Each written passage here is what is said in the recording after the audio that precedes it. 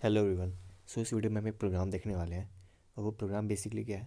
Programme to print the following pattern, यानी कि जो हमें नीचे पैटर्न दे रखा है जैसे 1 2 2 3 3 3 4 4 4 4 5 5 5 5 5, ये जो हमें पैटर्न दे रखा है, हमें इसके लिए क्या लिखना है, हमें एक प्रोग्राम लिखना है और उस प्रोग्राम के ज़रिए हमें इस पैटर्न को प्रिंट करना है। तो ऑब्वियसली हम कैसे करेंगे, प्रोग्राम के अंदर लॉजिक लगाएंगे और उस लॉजिक से हम इस पैटर्न को प्रिंट करेंगे। तो मैंने इस पैटर्न के लिए ऑलरेडी प्रोग्राम लिख के रखा हुआ है। तो सबसे पहले मैं आपको प्रोग्राम पूरा एक्सप्लेन करूँगा, जो हमने लॉजिक लगाया वो एक्सप्लेन करूँगा, जो और जिसके साथ साथ उसकी वर्किंग भी दिखाऊँगा और लास्ट में हम इसका आउटपुट भी देखेंगे। तो सबसे पहले क्या, हेडर फाइल इंक्लूड करना, वो तो आपको पता है, मेन फंक्शन लगाना। देन उसके बाद मैंने क्या करा, दो वेरिएबल्स ए एंड बी को मैंने डिक्लेयर करा, ठीक है। देन उसके बाद मैंने क्या करा, मैंने फॉर लूप लगाया, जो कि बेसिकली हमारा इस प्रोग्राम का लॉजिक है जिससे ये पैटर्न प्रिंट होगा। तो मैंने फॉर लूप कैसे लगाया, A = 1, A <= 5, A++, okay. Then उसके अंदर मैंने क्या करा, एक और फॉर लूप लगाया, लेकिन ये वाला उससे उल्टा है। ये क्या, बेसिकली रिवर्स, और यू कह सकते हैं इसको डिक्रीजिंग मोड में है, ठीक है। कि बी के लिए मैंने इनिशियली 5 कर दी और बी की >= 1 कर दिया और बी माइनस माइनस कर रहा हूँ, ठीक है। और उस दौरान मैं क्या कर रहा हूँ, इस फॉर लूप के अंदर देखो मैंने क्या करा, इफ़ A <= B, देन मैं क्या कर दूंगा, सी आउट ए की वैल्यू को प्रिंट करूँगा। और अगर ऐसा नहीं है तो एल्स मैं कर दूंगा, देखो मैंने डबल कोट्स के अंदर कुछ नहीं रखा, इसका मतलब क्या कि ब्लैंक, इसका मतलब क्या हो गया, ब्लैंक, ठीक है। अब मैं आपको इसकी वर्किंग एक्सप्लेन करता हूँ। देखो सबसे पहले होगा क्या, ए की वैल्यू हो जाएगी 1, क्या होगी, ए की वैल्यू होगी 1, ये फॉर लूप के अंदर आया। अब बी की वैल्यू क्या है, बेसिकली 5 to 1 है, यानी कि कह सकते हैं 5 4 3 2 1, है ना। तो सबसे पहले होगा क्या, इफ़ A <= B, ए क्या हमारा 1 है और बी क्या हमारा इनिशियली 5 है। तो कंडीशन क्या है, इफ़ 1 <= 5। सो ये बेसिकली क्या है, फॉल्स है, क्योंकि 1 ना तो 5 से ग्रेटर है ना तो 5 के इक्वल है। तो जब कंडीशन फॉल्स है तो क्या हो जाएगा, हम एल्स में जाएंगे तो हमारा क्या हो जाएगा, एक स्पेस आ जाएगा, क्या आ जाएगा, स्पेस कह सकते हैं या फिर कह सकते हैं ब्लैंक आ जाएगा।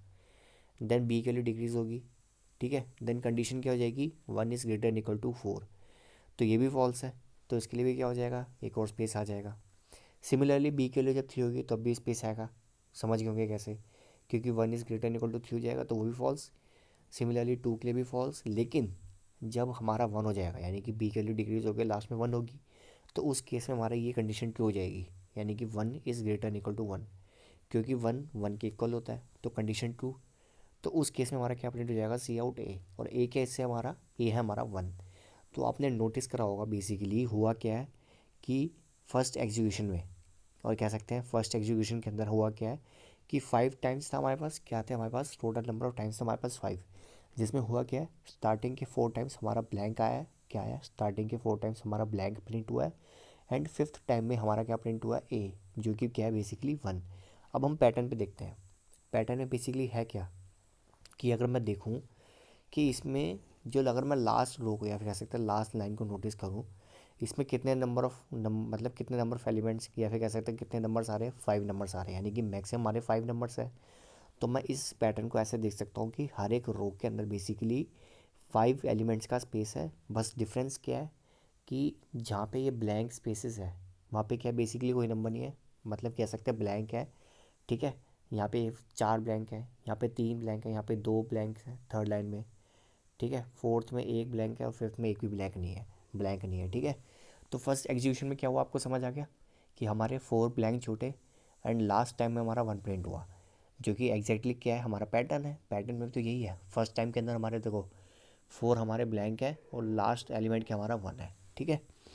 अब जब ये फॉर लूप की एग्जीक्यूशन खत्म होगी क्या होगा, फिर फॉर लूप से बाहर आएंगे तो सी आउट हमारा क्या हो जाएगा, एंडल, क्या हो जाएगा, सी आउट हो जाएगा एंडल।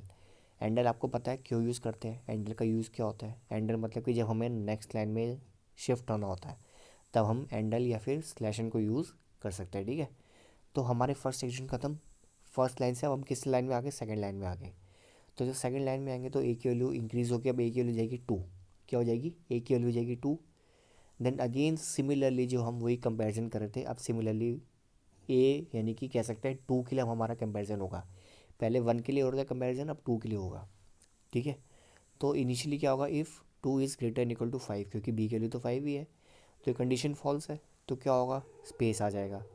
जब बी के लिए 4 होगी तब भी स्पेस आएगा, 3 होगी तब भी स्पेस आएगा, लेकिन जब बी की वैल्यू 2 हो जाएगी तो उस समय स्पेस नहीं आएगा, क्योंकि उस समय कंडीशन ट्रू जाएगी, because 2 is equal to 2। Condition true होगी तो क्या हो जाएगा, सी आउट हम 2 को प्रिंट कर देंगे क्योंकि ए हमारा 2 है, और जब लास्ट में जब बी के लिए 1 जाएगी तब भी हमारा क्या हो जाएगा, ए प्रिंट हो जाएगा, क्योंकि 1 के केस में भी कंडीशन ट्रू है, क्योंकि 2 इज़ ग्रेटर देन 1।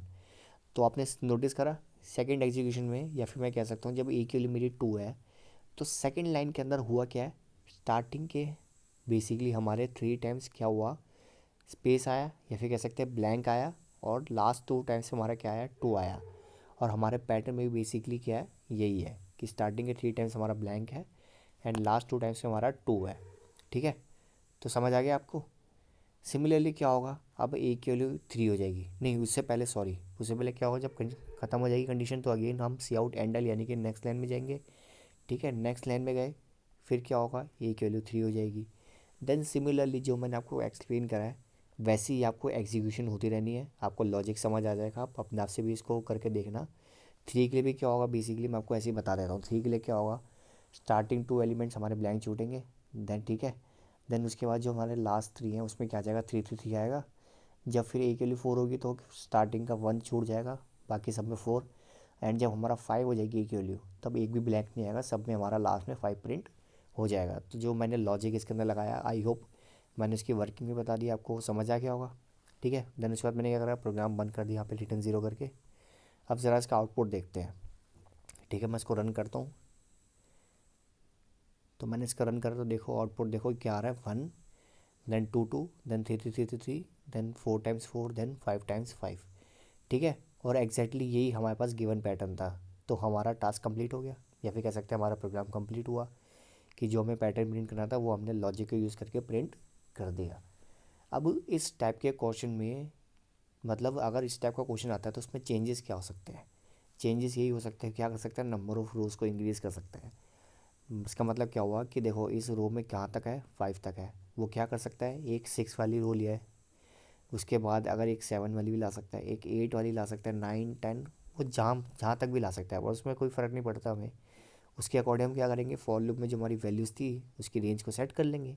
जैसे इसमें 5 नंबर ऑफ़ रोज़ थी, ठीक है, तो हमने 1 to 5 सेट करा, अगर 10 नंबर ऑफ़ रोज़ होगी तो 10 सेट कर देंगे, 11 होगी तो 11, एंड सो ऑन। ठीक है, उसके अकॉर्डिंग हम करते रहेंगे।